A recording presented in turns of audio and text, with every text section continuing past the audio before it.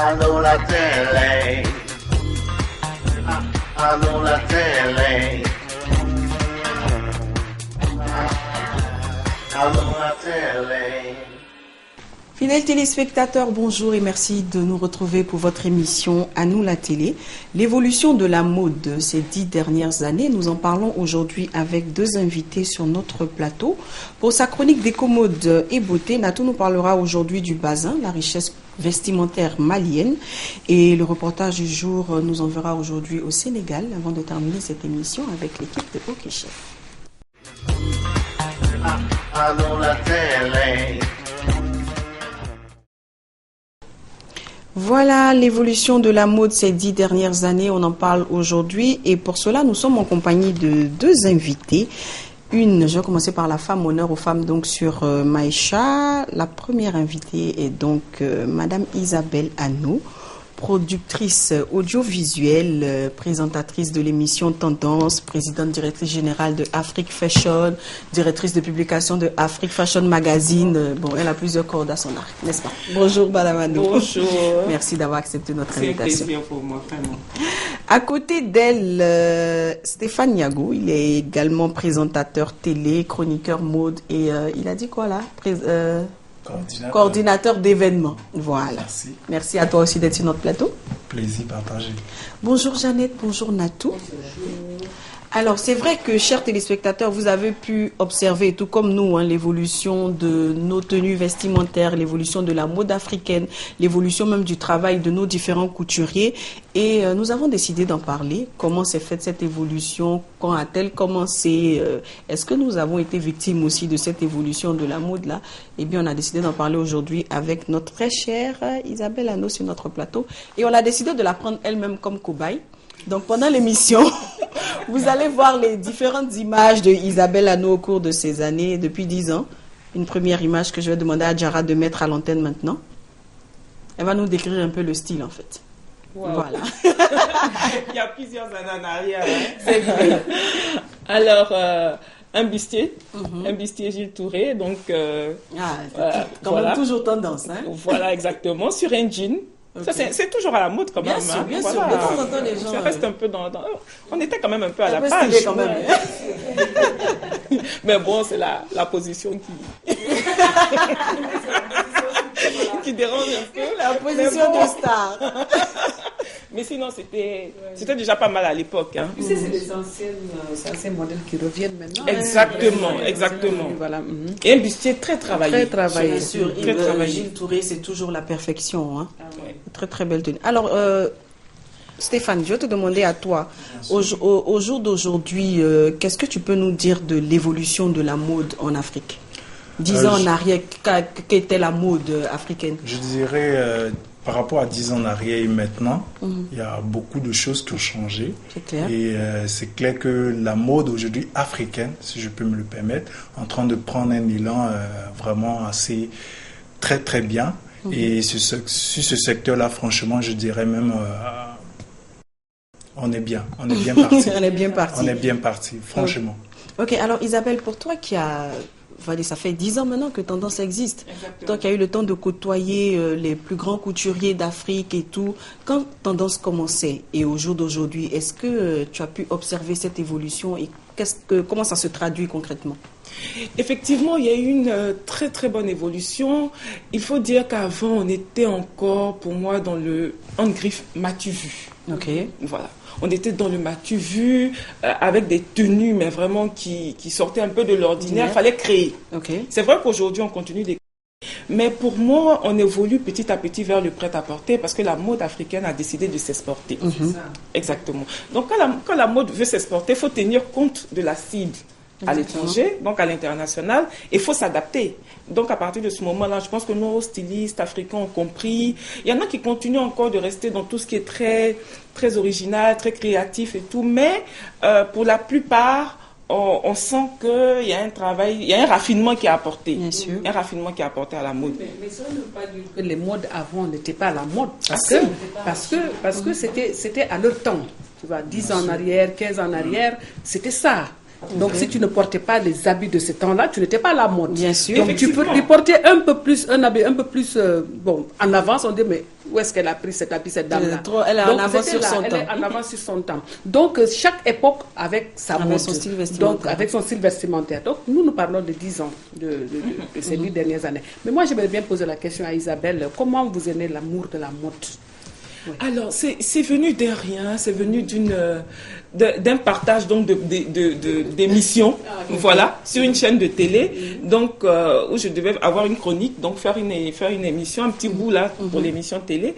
Et puis bon, on m'a dit bon, comme toi tu aimes bien t'habiller, fais la mode. Et après, je me suis rendu compte, en fait, qu'il y avait tellement de choses à dire au niveau de la mode africaine que nos stylistes étaient en perpétuelle découverte d'eux-mêmes. Ils étaient en train de travailler pour que la mode évolue. Du coup, je me suis dit, attends, il faut en faire donc une émission réelle, pouvoir parler de ce travail-là qui est fait chaque jour par les différents stylistes. Et aujourd'hui, je suis très contente quand je regarde d'où on est parti et où on est aujourd'hui. Je me dis franchement... J'allais même vous poser la question, comment a été le début? Parce qu'on dit souvent que tout début est difficile. Exactement. Comment êtes-vous arrivé à vous intégrer vraiment, à faire en sorte que les gens aiment ce que vous faites et à vous intégrer dans la mode Il y a eu beaucoup de ivoirienne? problèmes. Voilà, c'est ça. Comme toute chose. Il y sûr. a beaucoup de problèmes. Comment se faire accepter déjà par ceux qui vous regardent et comment se faire accepter par ceux-mêmes pour qui vous travaillez, parce qu'on travaille quand même pour les stylistes. Comment se faire accepter par eux? Elle n'est pas de la mode. Pourquoi c'est elle qui fait une émission de mode et tout? Mais moi, je peux vous dire que par moment, il y a des stylistes qui ont refusé de passer à mon émission. Waouh. Oui, au début, il y a des stylistes qui ont Et comment ils justifiaient cela? non, bon, on n'est pas prêt, on attend un peu. En fait, je pense que tout le monde voulait voir en fait où est-ce qu'on allait arriver avec le programme. D'accord. Au fur et à mesure, ces mêmes stylistes-là rappelaient maintenant. revenaient vers moi me dire « Ah, mais c'est quand est-ce qu'on est programmé pour l'émission et tout ?» Parce qu'il faut qu'on passe l'émission, parce que l'émission avait eu donc de l'audience. Et je pense que la chaîne nationale, à l'époque en tout cas, avait bien compris le positionnement donc de la mode sur la chaîne. Donc mon créneau horaire aussi favorisait donc l'audience de l'émission. Et du coup... l'émission Tendance est partie. Voilà. Et c'est vrai qu'aujourd'hui, aucun événement de mode, aucune Fashion Week ne se fait sans Isabelle Hanno. Et je vais permettre aux téléspectateurs, je suis sûre que vous avez déjà eu l'occasion de voir une émission Tendance, mais on va vous rappeler juste un petit bout et puis on se retrouvera.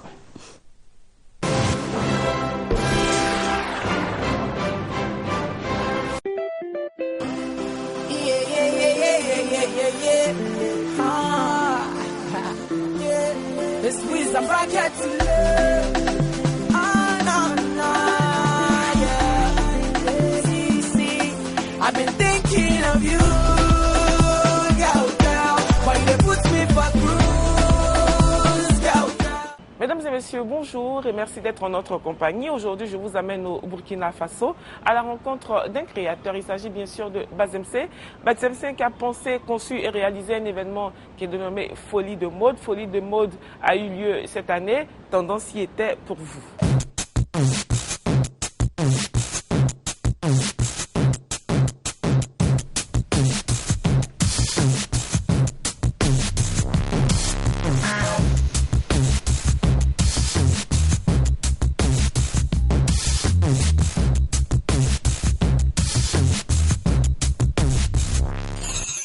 Le thème de Folie de mode cette année, c'était rêve, glamour et paix. Pourquoi rêve? Parce que tout ce qu'on fait dans la mode, c'est toujours du rêve et en même temps sur le glamour. Donc, à côté de tout ça, il y a la paix qu'on recherche, surtout dans nos pays africains et tout ça. Avec le courage, la force qu'on a, on arrive toujours à organiser Folie de mode.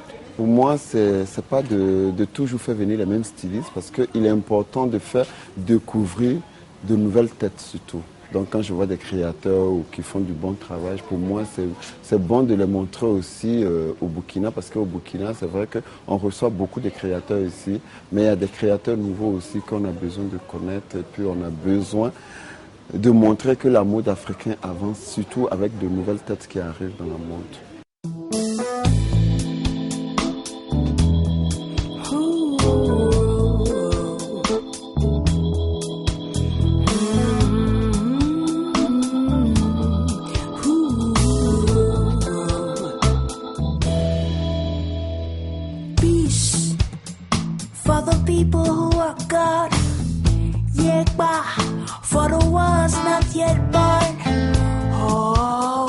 For the people, oh yeah, yeah, yeah, yeah. For the people, peace. For the people who are gone, yeah, for the ones not yet born. Whoa, for the people, oh yeah, yeah, yeah, yeah. For the people, I cry when I see that I am born. I live when I see what I have to do. Cause life is all about all you sitting there looking at me. Just take one step at a time. Cause if you jump, you will never believe the thorns of life. Voilà, c'était donc un extrait de l'émission Tendance où Isabelle Alno nous parlait de Folie de mode de Bazemse. Qu'est-ce que c'est? Alors, Folie de mode, c'est un événement qui a lieu au Burkina Faso, qui rassemble en tout cas un certain nombre de créateurs. Et je pense qu'il faut saluer le travail de Bazemse parce qu'il a réussi quand même. Au Burkina, il y a 2 grands événements de mode, Okay. 2 grands, qui se positionnent et qui, que ce soit chaque année ou tous les 2 ans, arrivent quand même à réaliser donc cet événement-là. Pour faire en fait de Ouagadougou la capitale, on va dire, l'une des capitales, je devrais dire de la mode. Aujourd'hui, on a Ouaga Fashion Week aussi, mais c'était d'abord ces 2 événements, Folie de mode et bien sûr l'événement de Koro Deka. Et donc, c'est un événement panafricain, voilà. Et lui, il va chercher même beaucoup plus loin parce qu'il va jusqu'à trouver des stylistes qui viennent du Kenya. Voilà, pour le partage d'expériences. C'est un véritable travail de recherche. Exactement. Et je pense que c'est important. Il va jusqu'au Rwanda chercher des stylistes et tout. C'est vraiment un événement voilà, important. Important. C'est pour faire le mélange de culture. Exactement. Important, effectivement. Très important. La mode africaine aujourd'hui est en pleine expansion, plus qu'il y a 10 ans. Mais qui, selon vous, sont les pionniers de cette nouvelle image de la mode africaine? Cette nouvelle image? Ah, il y a beaucoup de choses à dire. Je pense qu'on va rentrer en guerre avec beaucoup de personnes. Mais vous savez, on a les indétrônables. Okay. On a les indétrônables. Quand vous prenez un monsieur comme Alpha Di, je dis qu'il se renouvelle tout le temps. Voilà. Quand vous prenez un monsieur comme Patéo qui est, pour moi, l'un des rares stylistes qui est présent dans plusieurs capitales africaines. Parce qu'il faut le signaler. Il ne fait pas du sur-mesure. Tout le temps, non. Il fait même il allait jusqu'au prêt-à-porter. Et je pense qu'aujourd'hui, c'est important. Parce que voici un monsieur qui n'a pas, enfin, je vais même pas dire il n'a pas le niveau scolaire de tout le monde, mais qui a la communication, lui, qui sait vendre et qui sait faire aimer ses tenues. Et ça, c'est important. Ça, c'est important. Ils sont nombreux comme ça. Je ne vais pas citer que des gens de la Côte d'Ivoire. Quand vous prenez Kolesso au Sénégal, par exemple, Djouma Dieng Diakate qui fait un travail impressionnant. Et puis vous avez la jeune génération, j'allais arriver. Vous avez la jeune génération maintenant. Je mets même Gilles un peu avant la jeune génération peut-être, mais vous avez Adama Paris qui fait un travail formidable aujourd'hui, qui elle avec son événement amène justement, elle travaille à la promotion, on va dire, de cette mode-là à l'international. Avec son Black Fashion Week. Voilà, donc tout ça, c'est vraiment des gens qui contribuent, on va dire, à ce que la mode puisse évoluer comme il faut. Et c'est important. Et s'adapter surtout au temps. Voilà. Et même, il y a Elikium aussi qui travaille super bien. Vous prenez tous les stylistes qui sont à l'étranger. Michael fait de superbes créations de bijoux. Voilà. Et même Iman Aïssi, pour parler du Cameroun. Pour moi, Isabelle n'a pas envie d'être en parole avec le donc, elle cite au Cameroun, elle revient au Sénégal, elle revient au Côte d'Ivoire. Elle ne veut pas avoir de problème. Tu n'en auras pas. Je ne veux pas avoir de problème. Mais en fait, ils sont tous différents et ils font un travail formidable. Et chacun apporte sa pierre à l'édifice pour que la mode puisse évoluer. Et c'est ça qui est important. On va laisser même de côté les petits problèmes qu'on a dans la mode. Mais le fait que chacun apporte sa petite pierre pour que la mode évolue, c'est ce qu'on va réussir. Et c'est le plus important.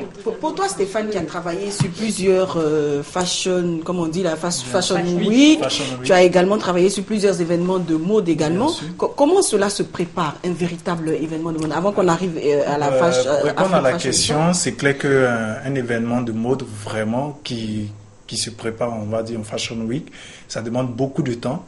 Beaucoup de temps, maximum, si vraiment tu veux que ton événement soit imprégné, marque vraiment l'esprit des gens, faut maximum au moins 6 mois ou presque, ça dépend en fait.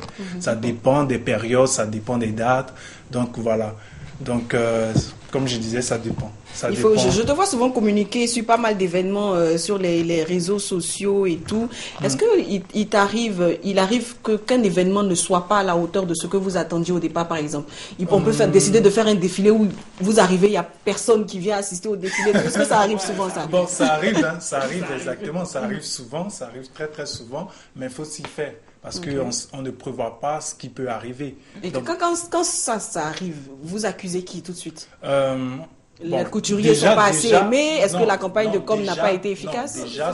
Déjà, on se met dans la peau de l'organisateur ou de l'organisatrice. Il faut comprendre un peu déjà comment est-ce que la personne est arrivée à partir de rien du tout, former, créer un événement. Okay. C'est ça qui est le plus important. Moi, aujourd'hui, en tant que coordinateur, agent de communication, parce que je fais un peu de tout, donc j'essaie de comprendre un peu, je critique pas tout de suite, les critiques viennent après. D'accord. Et je pense qu'aujourd'hui, on ne fait pas toutes choses comme ça par hasard. Donc, il faut bien préparer les choses. Donc, moi, c'est tout ce que je peux dire pour préparer vraiment un événement, marquer l'esprit des gens, il faut se donner du temps, prendre la peine de faire les choses correctement. Comme il faut. Avant qu'on parle de l'organisation de Afrique Fashion Show, Adjara, est-ce qu'on peut avoir une deuxième image de Isabelle? Alors, Bon, ça déjà. cette tenue campagne, Bien sûr. mais dans un style de l'Inde, Ok. conçu encore par Gilles Touré, Bien sûr. présenté au Sénégal à l'occasion d'un événement de mode. Et voilà, c'était l'une des collections, je crois, de Gilles, où il a fait donc un lien avec l'Inde et tout. Donc vous allez voir que c'est sur du pagne, mais tout le travail se trouve dans le perlage. Voilà, tout le travail se trouve dans le perlage et tout. C'est une superbe tenue, mais qu'on ne peut pas porter deux fois. Voilà, clair. malheureusement. Est-ce qu'il est arrivé une fois de partir, par exemple, à un événement, venir assister à une manifestation et te dire comment je suis habillée aujourd'hui en regardant les tenues des autres? Est-ce que ça t'est déjà arrivé? Bon, très souvent, je fais attention quand même. Voilà. J'arrive de façon très préparée. D'accord. J'arrive de façon très préparée. Mais c'est vrai que la femme africaine est belle. Elle est élégante. Yeah. Donc, quand on On va s'entendre. Voilà. Parce que quand on parle des Africaines, Oui. tu me mets la joie au cœur. Vraiment. Parce que quand je vois les femmes qui veulent ressembler Les aux blancs, blanches. se déteindre, mettre des produits pour Ouais. se dépigmenter, porter Ouais. des habits, par exemple, si elles ne sont pas habillées à l'européenne, ne se sentent Ouais. pas femmes. Oui. Alors que nous avons nos valeurs. Vous voyez comme nous sommes habillés, c'est joli. C'est Moi, je joli. ne me suis pas reconnue aujourd'hui parce que je me suis regardée, j'ai dit, mais c'est pas Jeannette. Mais quand même, ça fait partie de nos valeurs. Il faut que la femme africaine sache qu'elle est la plus belle Oui. et la plus sensuelle. Exactement. Voilà. On a des formes qu'on peut mettre en valeur. On a du textile ici, on a nos matières. Franchement, quand on est habillé, ça a tout son plus, quoi. Ouais. Franchement, la femme africaine est élégante. Et je pense que en matière vraiment d'élégance, comme on dit, Il n'y a pas match. il n'y a pas match. Voilà, il n'y a pas match avec les autres, quoi. Vraiment, on est tous bien quand on arrive. Mais, selon vous, quels sont les obstacles qui peuvent ralentir l'évolution de l'amour? Pas arrêter, mais ralentir.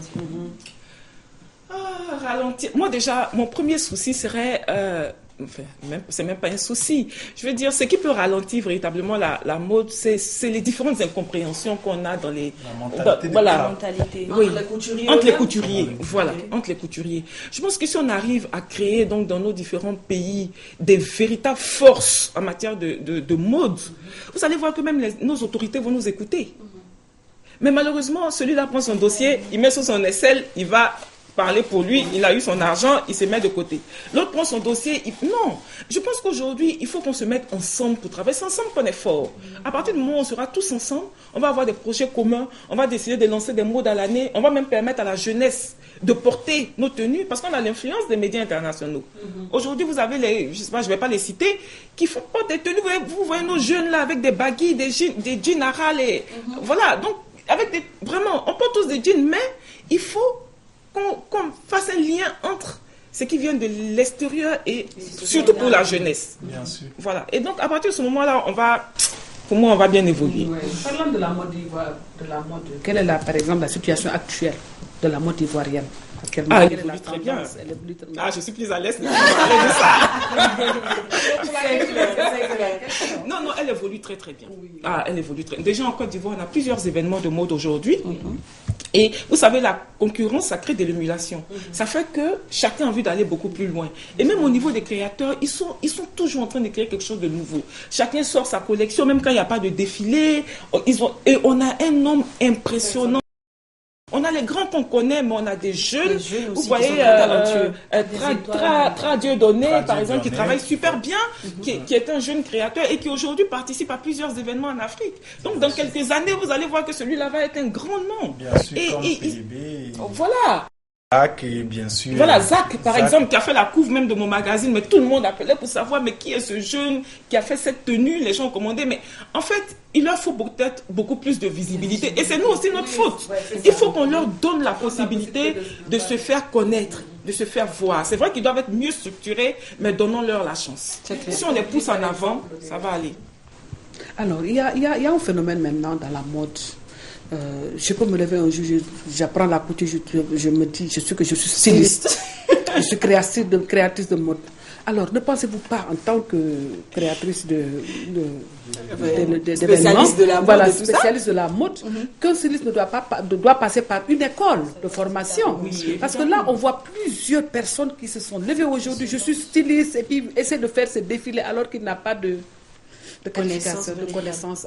Mais vous savez, c'est un peu dans tous les corps de métier. Aujourd'hui, quand des gens ont des moyens, souvent même ils sont pas du secteur, mais peut-être qu'il y a cette envie-là de devenir créateur ou encore je sens le stylisme en moi. Donc du coup, je prends des jeunes, je prends donc des tailleurs et tout. Et puis bon, qui réalisent les modèles pour moi. Mais je pense qu'il faut se former. Et en toute chose, la formation est importante.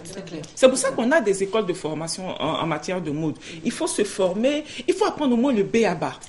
Voilà, le B.A.B.A. Et après, s'améliorer au fur et à mesure. Mais on ne se lève pas un matin pour devenir un styliste. Malheureusement, Isabelle, c'est ce qui existe actuellement. Il y a beaucoup de personnes qui ont ouvert des ateliers un peu partout. Oui, qui ça, mettent stylistes, modélistes, créatrices. Ce sont des tailleurs. Oui, exactement. Des coupeurs, des tailleurs. Voilà, exactement. Des fois, tu amènes ton tissu vraiment. Après, quand tu viens reprendre l'habit là, tu ne le reconnais plus. Tellement qu'il a fait des choses dessus, donc toi, tu ne peux pas. Mais pour connaître même qu'une tenue, pour reconnaître une tenue bien cousue, il faut retourner la tenue. Exactement. Pour voir les finitions. Merci. Il faut voir la finition de la tenue. Parce que tant qu'on n'a pas vu la finition, on ne peut pas dire non, en apparence comme ça, c'est joli. Mais quand on retourne la tenue, mon Dieu. Quelle catastrophe. On sent que la paire de ciseaux est passée dans tous les sens. Exactement. Il y a eu, ils ont essayé de tout raccommoder et tout. Alors Isabelle, parlons maintenant de Afrique Fashion Show. Comment t'es venue l'idée de créer Afrique Fashion Show et puis pourquoi exactement? Alors moi je suis un peu dans un processus. J'ai fait une émission, après un événement, aujourd'hui un magazine et puis bientôt un autre projet. Mais on ne va pas dévoiler. Non, le projet est dévoilé puisque je compte faire une télé, donc le projet est dévoilé. Ok, mais d'accord. Je veux dire, d'abord après un an d'émission télé, on se dit pourquoi ne pas réunir donc les créateurs sur un même thé, sur un podium. Okay. Voilà, donc on les réunit, on en fait un événement, ça marche bien, les Ivoiriens apprécient, on s'est dit tiens, il faut qu'on poursuive donc l'initiative de sorte à ce que ce soit vraiment un événement qui se positionne, en tout cas pour la Côte d'Ivoire. Et grâce à Dieu, en tout cas, jusque-là, ça va tout doucement. Ok, voilà qui est bien. Je suis sûre que déjà, est-ce que tu te souviens de la première édition de Afrique Fashion Show? Oui. Comment ça s'est passé? C'était en 2005, que de pression. J'imagine. Mon budget était de 5 millions. Waouh. Mais j'avais que 5 millions. Et il fallait payer des billets d'avion. Mais là, c'est le lieu de remercier tous les créateurs qui sont venus. Parce qu'ils ont cru en moi. Et ils sont venus. Certains même ont payé leurs billets pour venir me soutenir. Et donc, c'était très bien. Les Ivoiriens avaient vraiment apprécié. Aujourd'hui, si on te demande, par exemple, c'est vrai que je vais continuer de mettre en palabre avec les couturiers. Si on te demande aujourd'hui de nous dire qui est celui qui représente véritablement la culture africaine. Alors, je vais te donner une réponse diplomatique. Une réponse diplomatique. Je pense que chacun à son niveau représente. Voilà. la mode africaine. C'est vraiment une réponse diplomatique. À sa manière aussi. Oui, à son niveau, à sa manière, vraiment. Mais quand même, dans ton code, tu as une préférence. Non, je pense qu'ils sont... Chacun a sa particularité. Elle ne va pas céder, Jeannette. Non. On déforme les questions, mais elle reste sur sa position. Non, 2 fois, je sais pas 3 fois dans Et la Loa façon de l'habiller. Gilles Touré. Voilà. Bon, c'est vrai que... Mais non, mais pourtant, j'apprécie énormément les tenues de Juma Djakate. Voilà. Voilà, j'apprécie énormément. Je sens qu'elle va aller au Mali tout à l'heure. Oui, Elle va aller au effectivement. Cameroun. Ok. Effectivement. On continue. Il y a Maïmou. Voilà, je savais. Bon, c'est souvent- décidé, on ne va plus chercher à débattre. Voilà. C'est bon. Mais bon, je suppose que Stéphane, toi, tu n'as rien à peindre. Donc, selon toi qui fais le tour des couturiers. Non, j'ai beaucoup à faire. Attention, je vais faire la même chose comme D'accord, Isabelle. être diplomate. Oui, être diplomate surtout. Et je pense qu'elle a totalement raison. Je m'appuie sur ses paroles, sur ses dits en fait. Et c'est clair que chacun d'entre eux a les niveaux, a les façons de vertir, de promouvoir la mode et autres. Et je trouve cela très très bien d'ailleurs. Et le plus important, c'est de s'entendre, travailler ensemble, parce qu'aujourd'hui, quoi qu'il arrive, on est africain, on est né quelque part, on sait d'où on vient. Ouais. Donc ça, c'est un secteur vraiment très important. L'entendre déjà, et puis ensemble produire quelque chose de bien. Et Isabelle a tout dit. Donc, je pense que je n'ai pas grand chose à ajouter sur ça. Tu étais beaucoup trop diplomate ce matin. C'est pour qu'elle parle quelque chose. Moi, j'aimerais aussi qu'on parle de ceux qui contribuent vraiment à la perfection de ces défilés-là. Il n'y a pas que les stylistes, il y a également les accessoiristes, les maquilleuses, les coiffeurs et tout. Et que eux, ils sont souvent à l'ombre, malheureusement. Bien sûr. Bon, par contre, pour répondre à ça, il y a pas mal de... Enfin, ça dépend de l'organisatrice ou l'organisateur qui organise son event, qui prend l'initiative d'inviter par exemple des accessoiristes, des maquilleuses, voilà. Il y en a pas mal qui sont aussi connus à travers ces events-là. Il y a par exemple Isabelle Hano, il y a Kadi Niak du Sénégal, que vous connaissez d'ailleurs. Donc il y en a pas mal qui viennent. Je pense que ce que Natou veut dire, c'est qu'il n'y a jamais de défilé. Bon, c'est vrai que dans le temps, Tata Ginette Calais avec Cœur Perlé, avait essayé de faire un défilé pour les accessoires. Mais il n'y a pas vraiment ce genre de choses. On n'a jamais entendu parler d'une Fashion Week spéciale accessoires, par exemple, ou encore dans les différents défilés à Afrique Fashion Show. On ne va peut-être pas voir Gilles Touré qui sort des loges après le passage de ses mannequins, avec peut-être la personne qui a aussi donné les bijoux aux mannequins. Est-ce que ça se fait? Non, le souci, c'est qu'aujourd'hui, vous avez plusieurs créateurs qui eux-mêmes font leurs accessoires. Ah, d'accord. Okay. Quand vous prenez, que ce soit Patrick Asso ou encore Gilles Touré, ils fabriquent eux-mêmes les accessoires. Donc, du coup, même Patéo. Donc, du coup, ça devient très difficile d'associer quelqu'un. Okay. Mais par contre, pour ceux qui font des coiffes, là, on leur donne quelques rares fois, il faut le reconnaître, la possibilité de pouvoir participer à des événements. Mais bon, c'est pas tout le temps, quoi, malheureusement. Les maquilleurs aussi. Hein. Oui, mais on les présente qu'à la fin du défilé. Ils sont dans les loges. Pourtant, c'est tout ce monde-là vraiment qui s'active dans les coulisses pour vraiment... Mais dans le temps, l'autre... Tu parlais d'un événement sur Facebook dernièrement, Morinose. Oui. Elle a fait du maquillage. L'événement qu'elle a fait, c'était que du maquillage ou non, c'est pas que du maquillage. C'était un événement de mode. C'était un événement de mode qui réunit l'ensemble des designers panafricains et africains. Okay. Donc, cette année même, quand elle a organisé, elle a invité, comment il s'appelle déjà, Mam Fagek qui est venue. Qui a fait une mise en scène vraiment très extraordinaire. Donc, c'était super, franchement. D'accord. Alors, comme je disais, on ne peut organiser aucun événement de mode dans la sous-région sans faire appel à Isabelle. Donc, vous qui organisez des événements de mode, si Isabelle n'est pas là, votre événement n'a pas réussi. C'est trop gentil, ça. Voilà, franchement, si elle n'est pas là, l'événement n'a pas réussi. Donc, elle est à Bamako dans le cadre du Festi Bazin. Ouais. Et c'est pour ça que vous la voyez superbement vêtue Oui. en bazin Wow. et tout ça. C'est très joli. Et comment la personne qui organise Festi Bazin a pu rentrer en contact avec toi? Comment Alors, ça se c'est un fait? grand frère. Enfin, je connais pas toute l'équipe, mais en tout D'accord. cas, c'est un grand frère, Benson Benson Diakité, Diakité, voilà, d'accord, qu'on va saluer au passage. Ouais, qui m'a contacté. Et vraiment, si Benson Diakité m'appelle quelque part, je peux pas dire n'hésites non. pas. Voilà, je n'hésite pas du tout. Et donc, c'est un plaisir pour moi de revenir à Bamako, bien sûr, de revenir au Mali, de porter donc ce textile-là qui est noble, d'ailleurs. Donc, voilà. Voilà, comme Oui, quoi aussi c'est pour très faire noble. des événements, il suffit pas d'avoir beaucoup d'argent, mais aussi des relations. Oui.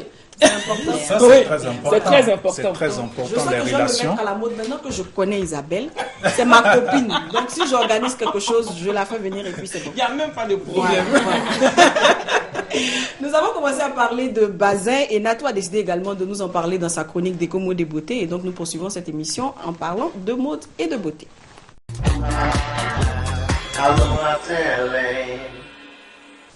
Le bazin est à l'honneur aujourd'hui dans la chronique de Natou et elle a décidé de nous en parler en compagnie donc de nos invités. On va voir s'ils savent un peu qu'est-ce qu'est le bazin et ce que ça vaut ici. Bien sûr, Hermine. Alors, le bazin, un tissu à l'origine importé d'Europe, qui peu à peu est devenu indissociable à la culture africaine, indissociable à la culture malienne, un peu au même titre que le pagne wax. Le pagne wax qui aussi est importé est devenu un pagne à fête, un tissu africain. Alors, au Mali, énormément de personnes vivent aujourd'hui du bazin.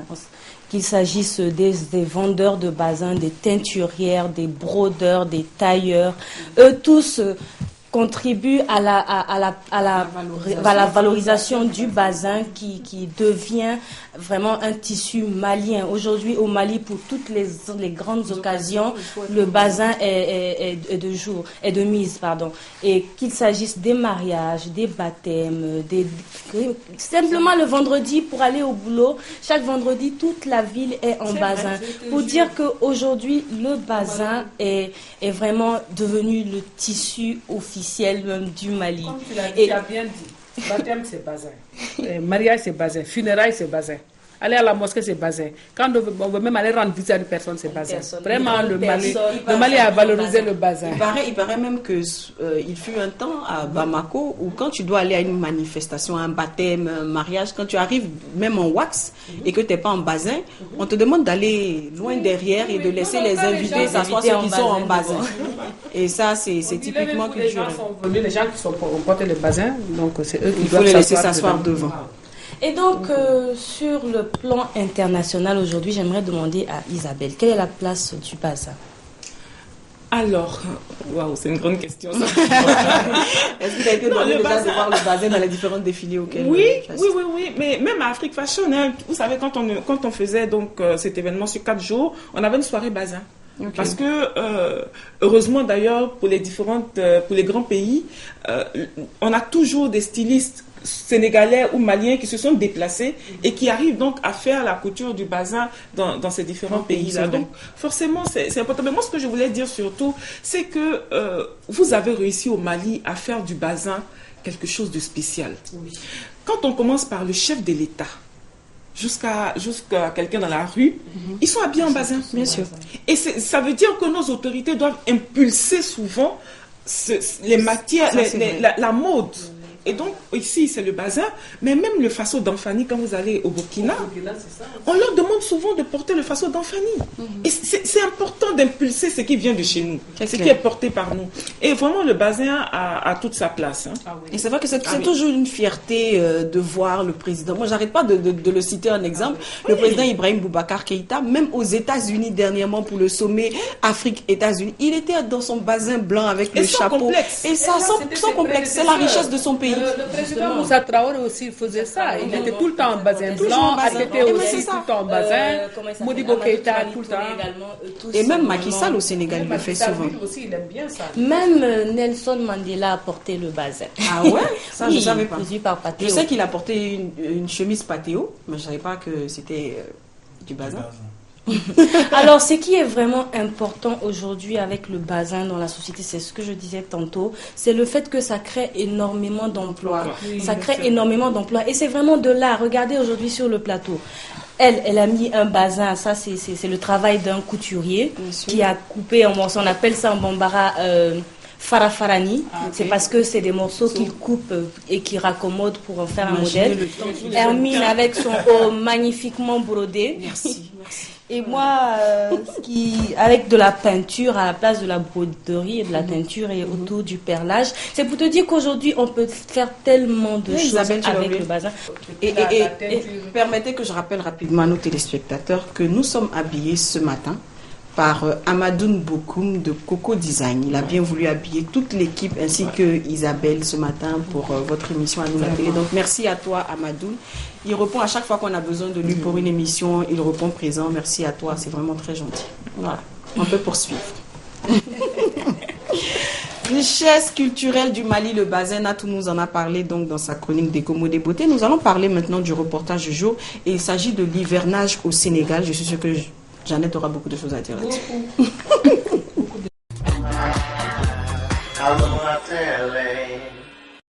Grand Yoff, un quartier périphérique où habite un nombre important de personnes.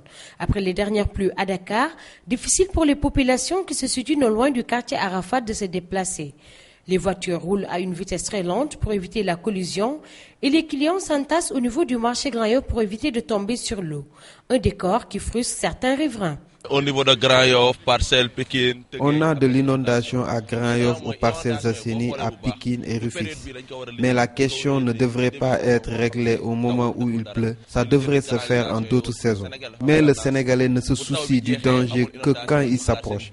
Les populations devraient prendre les mesures avant l'hivernage, mais ce n'est pas le cas. Mais ils attendent toujours au dernier moment pour réagir. Pour moi, cela n'aura pas d'effet. Mieux vaut attendre la fin de l'hivernage pour régler la question. Au Sénégal, même si cette année la présence des pluies diluviennes est très rare du fait du retard de l'hivernage, des dispositions ont été quand même prises par les autorités pour venir en aide les populations. Je pense qu'on est très satisfait par rapport à l'état d'avancement des travaux, qui à ce qui me semble quand même aujourd'hui nous aide un peu à stabiliser la crainte des populations et qu'éventuellement aussi nous aide dans le cadre de ce programme de lutte contre les inondations, ce programme décennal de lutte contre les inondations, quand même à apprécier juste ces travaux qui sont en train d'être faits et qu'éventuellement l'on sait que pour la majeure partie d'entre eux, ils sont en cours. Et que même s'il s'avère que beaucoup ne seront pas quand même fonctionner pour cette année, l'on a eu quand même à penser à des mesures préventives. Début de pluie ou fin d'hivernage, en tout cas le nom reste à être défini. Pour le moment, les populations se préparent à toute éventualité. L'hivernage, la pluie et les dégâts qu'elle entraîne au Sénégal, on en parle donc aujourd'hui dans notre reportage du jour, mais il n'y a pas que le cas du Sénégal. C'est vrai que quand il y a de fortes pluies dans pratiquement toute la sous-région, il y a toujours des dégâts, et très souvent des morts ou encore le taux d'insalubrité qui augmente à une vitesse incroyable. Et aujourd'hui, avec l'épidémie de fièvre Ebola dans toute la sous-région, on gagnerait à faire très attention, je pense. Hein. Il faut d'abord parler du palu parce que le palu tue plus que la fièvre Ebola. Actuellement, on n'en parle pas parce que la fièvre est venue couvrir tout cela. Parce que tout le monde parle que de fièvre Ebola. Pourtant, les gens sont en train de mourir dans les hôpitaux à cause du palu. On n'en parle pas maintenant. Mais quand même, moi je pense que ça, comme tu as si bien dit, c'est dans la sous-région. Quand il pleut, c'est inondé. C'est les gens qui doivent faire beaucoup attention. Après ça, quand ils sont inondés, de trouver un système de salubrité, par exemple, dans les quartiers. Parce qu'on voit souvent dans une maison, quand il pleut, après la pluie, il y a des flaques d'eau un peu partout. Et ça, c'est les bouteilles vides, les nids de pluie. C'est là que viennent pondre les anophèles. Waouh, Jeannette est en train de nous faire un cours de médecine. En palu. Mais quand même, Hermine, moi, je ne connais pas beaucoup, mais j'aimerais bien être ambassadrice pour la coopération contre le palu. Parce que j'ai vu le palu. J'ai vécu j'ai vécu avec des gens qui ont eu le palu. Des gens sont morts devant moi à cause du palu. Donc c'est quelque chose qui m'a vraiment choqué. C'est pourquoi chaque fois je ne cesse de parler de ça sur le plateau. On va demander aux personnes qui font des ambassadeurs de faire de toi une ambassadrice de la lutte contre le palu. Et on espère que tu vas mener de bonnes actions. Très bonnes actions. Très bonnes actions. Ça. Mais s'il te plaît, mais pour les inondations, là, c'est un peu partout. Donc ça, c'est le travail de l'État, de faire en sorte que nos routes aient des systèmes d'évacuation. Et puis, même la personne, quand tu viens construire, tu achètes ton terrain, tu construis, il faut faire en sorte qu'il y ait au moins un système d'évacuation où passe l'eau. Parce que c'est la raison pour laquelle les eaux stagnent un peu partout dans les rues et tout. Et c'est pas du tout joli pour une capitale, un pays. Voilà. Alors c'est vrai que le cas existe également partout, hein. Même à Abidjan, on voit qu'il y a des on a connu l'inondation, des maisons qui sont tombées, des étages. Et là ils sont en train de faire ils ont mis en place un système de déguerpissement d'ailleurs pour que les gens qui habitent des quartiers pas bien, enfin pas de bons quartiers, voilà, puissent partir dans des zones. C'est ces quartiers-là que ça existe. Exactement. Mais je suis d'accord avec un point. Faire d'elle un ambassadeur, c'est important parce que très souvent, ils vont chercher des gens qui n'ont pas le temps pour être des ambassadeurs. Vraiment. Pour des problèmes qui nous concernent en Afrique, on va chercher Beyoncé pour être ambassadrice de la lutte contre la pauvreté en Afrique. Franchement, quoi. Elle mange tous les jours, elle est rassasiée. Comment elle peut parler de pauvreté à quelqu'un? Nous, on en Afrique, si on connaît la réalité, c'est vrai. Elle ne sait même pas ce que c'est un panier. On va les chercher là-bas avec un tricot à écriture bleue dessus. On prend un enfant un peu qui est malnutri, là, on lui fait un bisou sur le front, la photo fait le tour du monde, elle est ambassadrice. Non mais sérieux, ça fait mal, c'est des choses. Alors qu'on a de véritables icônes en Afrique ici, des Africains qui peuvent être ambassadeurs également pour toutes ces choses-là. C'est Isabelle Hanno qu'elle a, venez la chercher, vous tournez autour. Elle est prête, elle va faire le tour du monde pour être ambassadeur. Voilà, Isabelle, avec ton emploi du temps super chargé, je l'imagine, entre le magazine Tendance, entre l'organisation de Afrique Fashion et tes activités familiales, comment tu arrives à gérer déjà tout ça? Et puis, est-ce qu'il t'arrive d'avoir le temps de te faire à manger pour toi-même, de cuisiner? Bon, je cuisine pas beaucoup, hein. Franchement, je cuisine pas beaucoup. On ne peut pas s'inviter chez toi. Mais si, on commande au restaurant. On commande au restaurant, il n'y a vraiment pas de problème. Mais ce que je veux dire, en plus, je travaille en entreprise. Je travaille en entreprise et c'est vrai que c'est pas évident. C'est pas évident. C'est des week-ends à travailler. C'est vraiment pas du tout évident. Mais bon, on essaie de s'en sortir quand même. C'est clair. Et est-ce que monsieur, il sait cuisiner? Moi? Oui. Bon, quelquefois. Qu'est-ce que tu cuisines? Un œuf au micro-ondes comme quelquefois, juste la soupe de poisson, juste ça, mais je mets des pâtes, une omelette sur des pâtes. Ça, c'est l'aliment des étudiants. Non, on ne peut pas dire qu'un homme ne doit pas cuisiner. La preuve, celui qui nous propose ces deux recettes aujourd'hui, c'est un homme. Il s'appelle le chef Assis. C'est vrai qu'il est accompagné d'une équipe vraiment extraordinaire. Et donc, on va voir ce qu'il nous propose aujourd'hui comme recette et puis après, on en parle. Entamons notre salade au poulet. Mettre dans une assiette creuse l'oignon émincé, les dés de tomate, l'ail haché et le persil haché. Prendre les poivrons, faire sortir les quartiers, les couper sous forme de bâtonnets, ensuite les disposer à la suite des ingrédients. Passons au blanc de poulet. Retirez finement la peau et le désosser. Revenons à notre alliance d'ingrédients. Arroser et bien mélanger le tout avec la vinaigrette et un peu d'huile d'olive. Assaisonner avec du sel et du poivre. Tapisser le fond de l'assiette plate avec les feuilles de salade. Déverser notre marinade de condiments et dresser le blanc de poulet. Décorer avec du piment en poudre et du persil. Pour terminer, arroser le tout avec la vinaigrette et passer une fine couche d'huile d'olive. Petit rappel des ingrédients. Pour faire notre salade au poulet, il nous faut des morceaux de poulet cuit, 2 tomates coupées en dés, du sel, du poivre, du persil haché, des gousses d'ail hachées, du piment frais, du piment en poudre, un oignon haché, de la vinaigrette, de l'huile d'olive, de la salade, des poivrons. On y va pour la pâte de porc fondant au radis glacé. Dans une poêle, chauffez un quart d'huile. Assaisonnez les rondelles d'aubergine avec du sel et du poivre. Saisir avec coloration les rondelles d'aubergine. Après cuisson, les retirer, puis les poser sur du papier absorbant pour en extraire l'huile. Dans la même poêle, saisir l'oignon, la tomate, l'ail, le persil, ajouter un peu d'huile basilic et pour terminer le porc. Assaisonner le tout avec du sel et du poivre. Versez un grand verre d'eau à la préparation et laissez réduire jusqu'à cuisson. Passons au dressage. Dressez les rondelles d'aubergine dans une assiette plate. Ensuite, les pâtes de porc par-dessus. Saucez le tout et y ajoutez une pincée de piment en poudre. Bon appétit!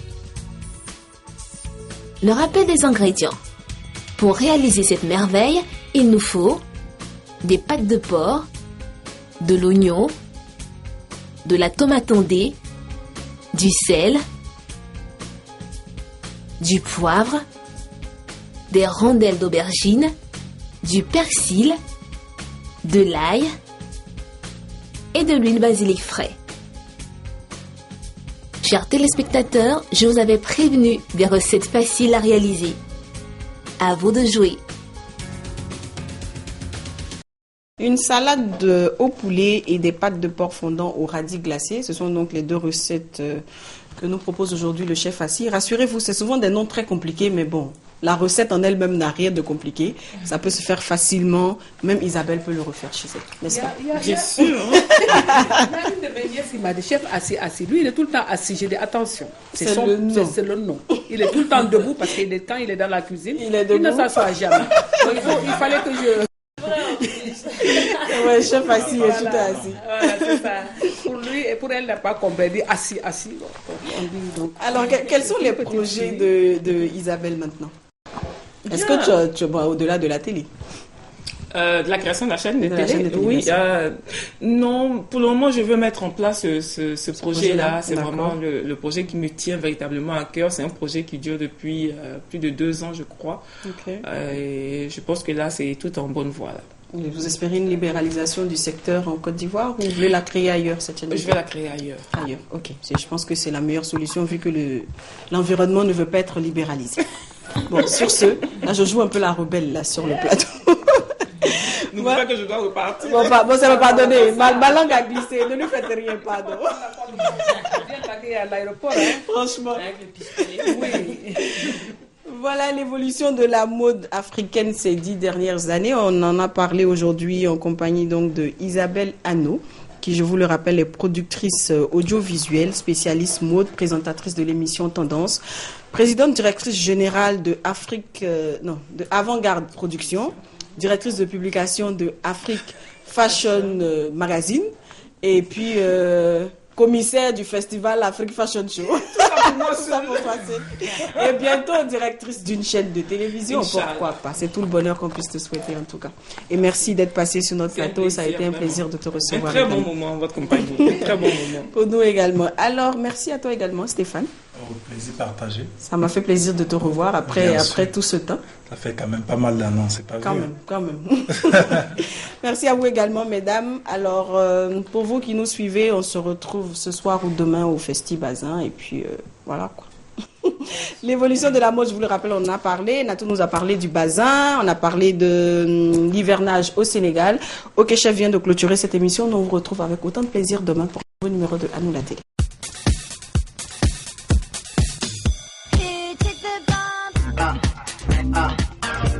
À nous la télé. À nous la télé. À nous la télé.